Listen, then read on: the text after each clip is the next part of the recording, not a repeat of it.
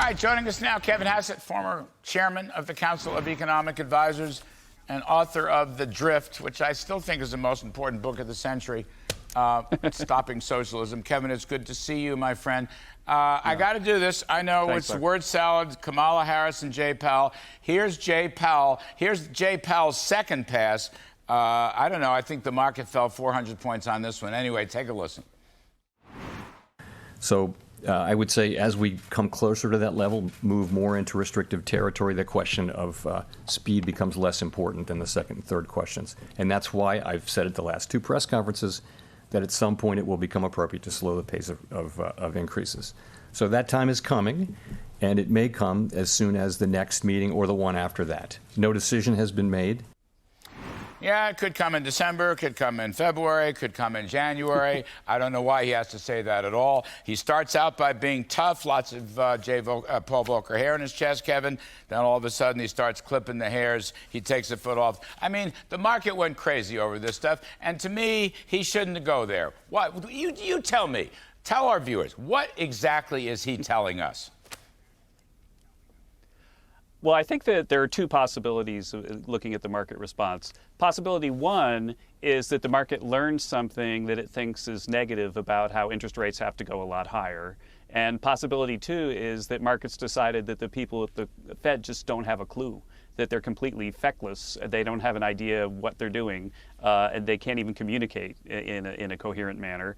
And that's something to panic about, too, because if policymakers don't have a clue, then things can get out of hand. We've seen, like the Biden administration, they don't have a clue, and we've seen what they've done to fiscal policy. And so I'm not sure which of the two stories describes today, but the one thing I can say is that when he talks about getting monetary policy into a restrictive position, you and I both know, we've been studying this for a really long time, that the real interest rate, which is basically the interest rate minus the inflation rate, needs to be like 2 or 3% if you want to have a restrictive monetary policy. Right now, it's still negative, right? And so the interest rate has to go above the inflation rate if you want to be restrictive. Now, inflation's coming down a little bit, so maybe you don't have to go all the way up to an 8% or 9% interest rate. But the fact that he said we've got to get to a restrictive level, I think that was probably a pretty negative signal about monetary policy. So maybe I lean a little bit in the direction of the markets in the end figured out that the Fed's still going to be tough. Well, perhaps so. I just think the ambiguity, Paul Volcker hated these kinds of things. Paul Volcker didn't want to tell anybody anything. He would just take action. I don't know why the Fed feels compelled. Jay goes up there. I know he's trying hard. He's a good guy. You know him very well. I know him very well. It's a tough job. I just think he doesn't do anybody any favors. He didn't do the markets any favors today. I don't think he did the economy any favors today. But it is what it is. Kevin, I read off a string of numbers in my riff. We still have some pretty hefty inflation numbers, really 6, 7, 8% inflation, depending on what measures you use. The target is 2. I would say they have a long way to go, and therefore they shouldn't be hinting that they're going to, take the brakes off monetary policy or become less restrictive. There's no point in it. They're not there yet. Right.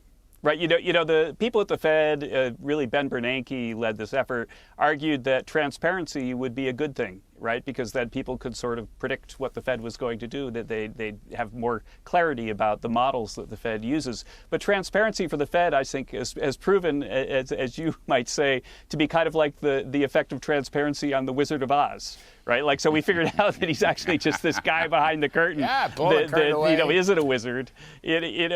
Transparency didn't help the Wizard of Oz, and I don't think transparency has helped the Fed. And I think part of the reason is that right now things are changing so rapidly that they don't really know what they're going to do.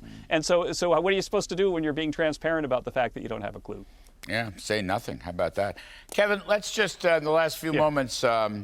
When the Republicans take over in January, as I believe they will, things look good, et cetera, they're going to be still facing high inflation and a very poor economy. So the question becomes, now you may or may not have heard what Senator Tom Cotton said, but they're going to have to make some tough decisions. They're going to have an economic crisis on their hands. They'll have breathing room, Kevin, but the Democrats will be down their throats in the first couple of months. So what do you make of that, and what should they be doing? Right. Well, the thing that I've got a piece coming out in National Review in a few days that goes into this in great detail. But the bottom line is that in 2019, the CBO projected that 2023 government spending would be $600 billion less than it actually has proven out to be. $600 billion in just 1 year. And so the fact is that inflation is happening because the government is spending like a drunken sailor and the Fed is printing money to finance it. And what the Republicans need to do is they need to reduce government spending dramatically. They need to have what economists call a fiscal consolidation. If they do that, that'll reduce the inflationary pressures from the government side and help the Fed accomplish its goal without casting us into a minus 10% kind of recession. So focus on spending. Focus on future restraint or even rescinding some of the past. I don't know if you saw the story in the paper, New York Post. They're experimenting with Medicaid accounts in 3 states. I don't know, Arizona, Michigan, someplace. Non-medical benefits, Kevin, left and right, with no workfare, no work requirements. I mean, to me, that's just the opposite of what we should be doing. Yeah, that's right. And what we need to do is we need to cut, Ronald Reagan, your hero, you might recall, he came in a big inflationary environment and he cut discretionary spending by 23%, non-defense discretionary spending in that first year, 23%. And that helped get inflation under control. And so the Republicans need to basically take a lesson from the Reagan playbook and do the same thing next year. And if they control Congress, even if they can just control the House, they have the tools to shut down this massive spending binge of Joe Biden. They don't have to pass a budget. They don't have to pass spending that doesn't meet their objectives. And I would be willing, honestly, to save this economy, I'd be willing even to shut the government down to get spending down like $500 or $600 billion next year. There you go. And by the way, I am still proud of that 20% cut in discretionary spending way back then. Kevin Hassett. Yeah, you were part of that. Kevin Hassett, you take care. Thanks very Thanks, much.